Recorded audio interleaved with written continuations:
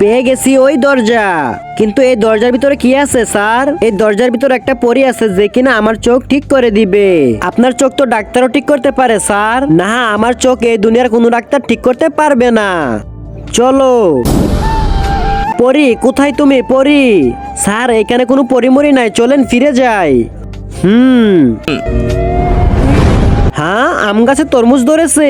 আরে এত দূর কষ্ট করে এসেছি, একটা কাজ করি, ফল খেয়ে যাই। আরে স্যার, আপনি তরমুজ পারতে গিয়ে আমার তরমুজই পেরে দিয়েছেন। সরি সরি, আবার মারি। আপনি না, এখন আমি মারবো। হ্যাঁ পরি, শুক্রিয়া, তুমি আমাকে মুক্ত করে দিলে।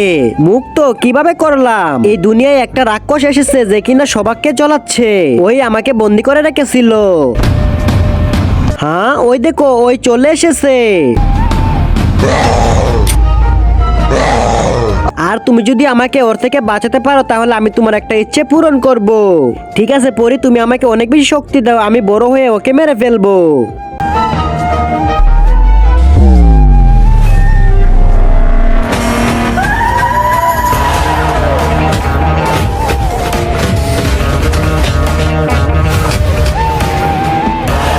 মাহার ভাই, মেরে দে ওকে।